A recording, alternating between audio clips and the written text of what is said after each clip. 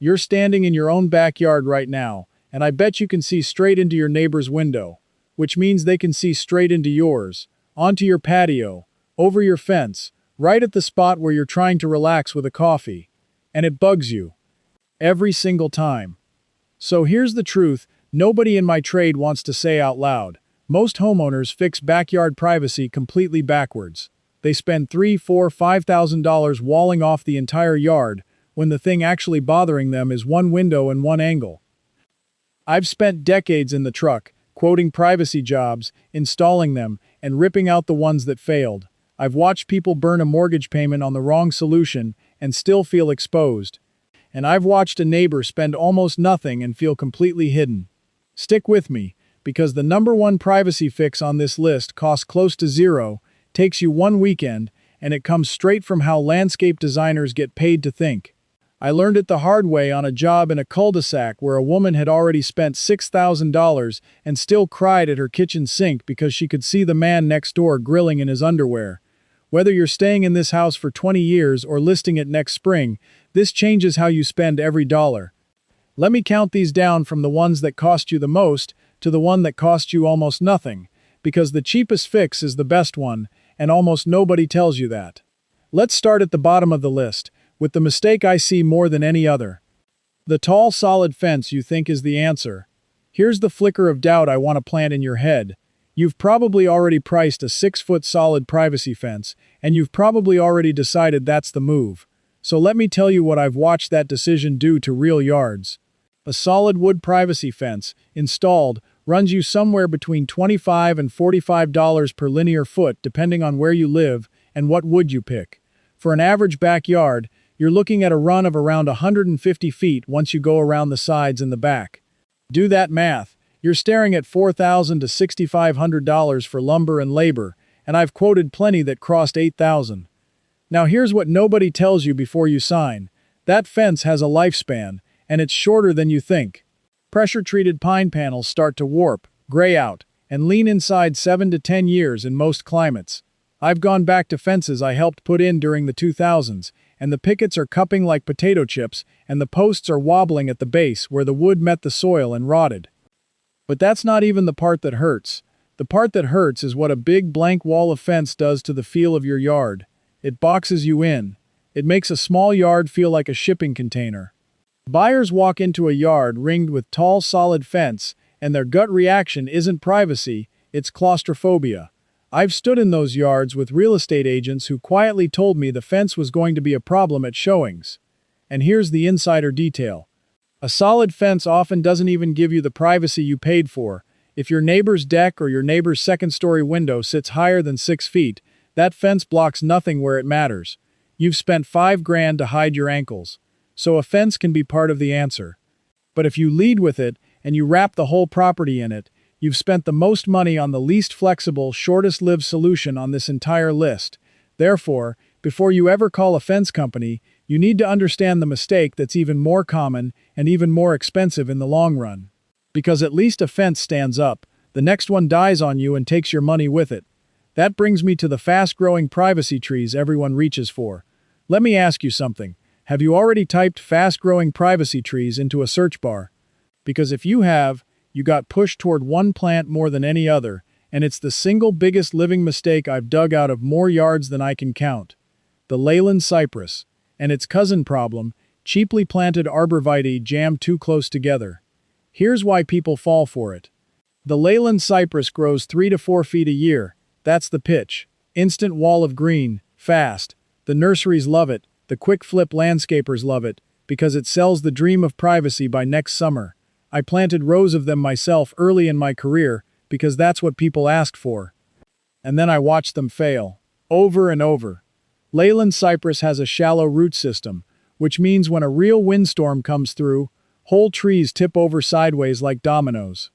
I've shown up to jobs after a storm where a 15-foot privacy screen was lying flat across a lawn. Worse, they're prone to fungal diseases, especially when you plant them in a tight row where air can't move between them. There's a canker disease that browns them out from the inside, and once it hits, you don't trim it off. The tree dies. Then the one next to it dies. Now you've got gaps in your green wall like missing teeth, and there's no filling them without starting over. Clemson's extension folks have written for years about how badly these trees perform when they're crowded and stressed, and the horticulture research keeps saying the same thing. The fast grower is the fragile grower. Anything that shoots up 3 feet a year is putting all its energy into speed and almost none into strength. Here's what costs you. Say you buy 15 of these at $40 to $60 each, plus planting. You're into it for $1,000 or more, plus your weekend. 3 years later, half of them are browning out. Now you're paying to remove dead trees and replant, and mature privacy is still years away. I've seen homeowners do this cycle twice before someone finally told them the truth. So what do I plant instead? If you want an evergreen screen, I steer people toward green giant arborvitae, or, in the right climate, an American holly or a wax myrtle. Green giant still grows fast, around 3 feet a year, but it's far more disease-resistant, and it doesn't blow over the way Leyland does. Space them properly, 5 to 6 feet apart, not 3. Yes, it looks thin the first year. It fills in strong and it stays alive, which the cheap fast option does not. But even the right tree in the right spot won't save you if you make the mistake that's next on my list. Because I've watched people plant a perfect, healthy, expensive green screen and still end up with a yard that reads cheap and exposed. And the reason why is something almost nobody thinks about until it's too late. Which brings me to the flat, single-layer wall of one plant. Here's the moment I want you to catch yourself in. When you picture privacy, you probably picture one straight line of one thing. One row of the same shrub, all the same height, marching down the property line like little green soldiers. And I understand why. It seems clean. It seems simple. It also reads instantly cheap, and it works worse than you'd think. Let me tell you what a single-species straight line actually does. First, it's a monoculture, which means if one pest or one disease shows up, it rips through the entire row, because they're all the same plant with the same weakness. I've watched an entire hedge get taken out by bagworms in one season because there was no variety to slow it down. One bug, one bad year, and your whole investment is toast. Second, and this is the part your eye feels before your brain explains it, a flat single layer looks like a barrier, not like a garden. And here's the insider truth. The wealthy-looking yards, the ones that make a buyer stop and feel something, almost never use a single flat wall. They use layers, something tall in the back, something medium in the middle, something low and soft in the front. Depth. That layered look is what reads as expensive, and it's what actually blocks sightlines better, because your eye can't find a clean gap to see through. There's real estate weight behind this too. Research out of the landscape economics work done by Kathleen Wolfe at the University of Washington has found that quality, mature landscaping can lift a home's perceived value by right around 7 to as much as 19% depending on the market. And appraisers and agents consistently rank a well-layered mature yard as a faster sale. A flat row of identical shrubs does not trigger that response. Layered planting does. Here's the trick I use, and it barely costs more than the flat row. Instead of 15 of the exact same plant, I'll do a tall evergreen backbone, then tuck in a few ornamental grasses that grow 4 to 5 feet tall and cost $8 to $15 each, then drop in a flowering shrub or two for color at eye level.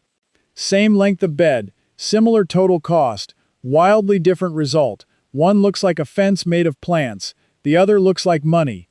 And here's the thing that makes this the bridge for everybody.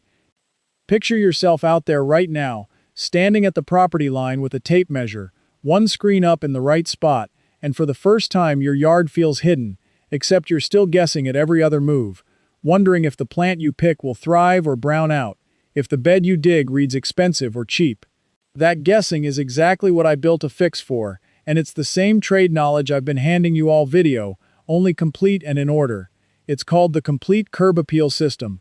3 volumes you download and keep. First Look walks you through the hierarchy of impact, so every dollar lands in the right order, and the Edit First protocol that stops wasted spending cold before you ever buy a plant or a panel. Yard Elevated gives you the luxury signal framework, the exact reason layered green reads as money and a flat row reads as cheap, plus the hardscape protocol for pathways and borders that anchor the whole yard. And the Yard System hands you the cases and templates, the done-for-you playbook. Here's your free proof tonight. Take that layering trick I just gave you, walk your one worst sightline, and picture a tall backbone with grasses tucked in front, instead of a single flat row, you'll feel your eye lose the gap, and that's the whole method working before you spend a cent. The fastest way to get the books is to scan the QR code right there on your screen, or go to the link in the description, or the pinned comment. And your yard is doing this work in whatever season you're watching, so the sooner you spend right, the more of this growing season you actually enjoy hidden. But even this smart, cheap fix is only the second best thing I know. And when you layer, you get privacy at multiple heights, which solves the exact problem the solid fence couldn't. You're blocking the seated view, the standing view, and the view from their upstairs window, all with soft green depth instead of a hard flat wall. Now, I know exactly what some of you are thinking right about now. You're thinking this whole video is for people with money to burn, and your budget is basically nothing. Maybe you're renting the emotional energy to even care. So this next part is specifically for you, and honestly it's for the seller too, because it's the highest return per dollar move on this entire list. Stay right here, because what I'm about to give you costs almost nothing and it works whether you're staying put or selling in 90 days. Let's talk about the cheap fix that quietly outperforms the expensive ones. Here's the situation I run into constantly. Somebody tells me they've got $200, not $5,000, and they still want to feel hidden in their own yard, and every time, I tell them the same thing. Good, $200 spent smart beats $5,000 spent dumb, and I can prove it in your yard in an afternoon. The move is targeted vertical screening, and the cheapest version is a simple set of privacy panels or a section of lattice with a fast, cheap climbing vine placed at exactly one spot instead of the whole perimeter. Let me explain why this wins. You don't actually need to hide your entire yard. You need to hide the sight line between where you sit and where they look. That's usually a span of about 8 to 12 feet, not 150. So instead of fencing the whole property, you put up one freestanding cedar privacy panel, or a couple of tall planters with a trellis, right in that gap. A single cedar or composite privacy panel runs you somewhere between $80 and $200. Two large planters with a trellis frame might run you $150. Then you plant a fast vine at the base. Clematis, or an annual like morning glory for near-instant coverage, or star jasmine in a warm climate. The vine costs $10 to $25 and covers the frame in a single season. Now compare the outcomes. The fence company's solution was $4,000 to $6,000 and boxed you in. This solution is under $300, it's movable, it draws the eye instead of caging it, and it hides the exact spot that was bothering you. I've done this in yards where the homeowner was ready to spend a fortune, and after one panel went up in the right place, they looked at me and said they didn't need anything else. For the seller, this is gold, because it photographs beautifully and stages the yard as an intimate, usable outdoor room, which is what buyers pay up for. A cozy screened seating nook reads as bonus living space. A fully walled yard reads as a maintenance liability. Same goal, opposite result, and one of them costs 20 times more. Because there's one principle underneath all of it, the thing the woman in the cul-de-sac never understood, the thing that would have saved her $6,000, and it's the #1 privacy secret I promised you at the start. This is the one nobody in my trade explains, because explaining it costs us work. So here it is. The #1 privacy fix is to block the sight line, not the property line. Let me slow down, because this is the whole game, and once you see it, you cannot unsee it. Almost every homeowner attacks privacy by defending the boundary. They think, my property ends here, so I'll build my wall here, all the way around. That's how you end up pricing 150 feet of fence. But privacy has almost nothing to do with your property line. Privacy is about one thing, the straight invisible line between the eyes that bother you and the spot where you actually sit. Here's how I learned it, and I learned it the embarrassing way. Early on, I was the guy quoting the full perimeter, because the full perimeter is the big invoice. Then I worked alongside a landscape designer on a high-end job, and I watched her do something I'll never forget. She didn't measure the yard. She sat down. She literally sat in the client's favorite chair on the patio, and she looked around, and she pointed. There, and there. 3 spots. That's all we screened. 3 targeted screens instead of a whole wall. The client felt completely hidden, and the job cost 1/3 of what I'd have quoted. That's the secret the trade sits on. Sit down where you actually spend your time. Your chair on the deck, your kitchen window, the hammock. Then look for the specific eyes that reach you, their upstairs window, their patio, the gap between two trees where the street sees in. You'll find it's almost never the whole perimeter. It's 2 or 3 angles, maybe 4. And here's the geometry that makes this so cheap, the part they really don't tell you. A screen close to you blocks far more than a screen far away. It's the same reason your thumb held up to your eye can hide an entire house across the street. A 6-foot panel placed 10 feet from your chair blocks a massive slice of sky and neighbor. That same panel out at the property line, 60 feet away, blocks a sliver. So you put the screen near your seat, not out at the boundary, and a tiny amount of material does the work of an enormous wall. This is why I can walk into a yard where someone's about to spend $5,000 and hand them a $200 answer. Not because I found a cheaper fence, because I changed what we're actually blocking. We stop defending the whole border, and we start defending the one line that matters, right where you sit, with the screen pulled in close, so a small thing does a big job. The research backs the instinct too. When Virginia Tech and other extension programs put numbers on landscape return on investment, the highest returns don't come from the biggest installations.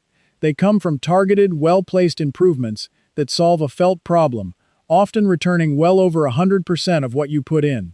A single well-placed tree or screen that makes a patio usable does more for how the home feels and how it sells than 1,000 feet of generic fence line. So this weekend, do this. Pour your coffee. Sit in the exact chair you always sit in. Don't stand, sit, because your sight lines when seated are lower and completely different. Look slowly around and find the 2 or 3 points where you feel watched. Mark them. Those are the only spots you have to solve. Then pull your screen in close to your seat, not out to the line. That's it. That's the thing the woman in the cul-de-sac paid $6,000 to never learn. Once you see privacy as a handful of sight lines instead of a fortress wall, every decision on this list gets cheaper and better. You stop pricing 150 feet of fence and start pricing 12. You stop planting 15 fragile trees and start planting 3 strong ones exactly where they count. You stop boxing in your yard and start shaping little pockets of hidden, usable space that both you and a future buyer will love. Let me pull this all together, because here's what I don't want to happen to you. I don't want you to be the person standing in the fence aisle next Saturday, doing the math on wrapping your whole yard, about to hand over $5,000 to feel something you could feel for $200. That money doesn't come back. The boxed-in yard doesn't come back easy either. You're the kind of homeowner who'd rather hear the blunt truth from the guy in the truck than a polished sales pitch from someone measuring your whole perimeter with dollar signs in his eyes. That's the only reason I made this. Nobody in my trade gets richer teaching you to spend a fraction of what you were about to. So tell me in the comments, which one are you guilty of? Were you about to wrap the whole yard in solid fence? Did you already plant a row of those fast-growing trees that are browning out on you right now? Be honest, drop it below, and tell me what city or town you're watching from, because I read these, and I love seeing where this stuff lands. And if you're done getting fleeced on your own property, this is your crowd. Subscribe and stand with the homeowners who refuse to overspend on the very ground they own. Next time I'm breaking down the 3 plants that quietly wreck your resale value, and one of them is probably growing against your foundation right now without you knowing it's costing you money. You'll want to see if it's yours before a buyer's inspector points at it. I'll see you there. So, that's the overview, but if you want me to walk you through the full privacy plan for your exact yard and angles, that's what I do inside the Curb Appeal Circle. In there, you can ask me your own question, and I answer you myself, not some robot. And you won't be doing it alone. Just point your phone's camera at the code on the screen. You can cancel anytime with one click. Come join me. Now that your yard feels private, let's make sure it stays beautiful. In the video starting right here, I'll walk you through the common backyard mistakes that quietly cost you money and heartache, so you can avoid every single one.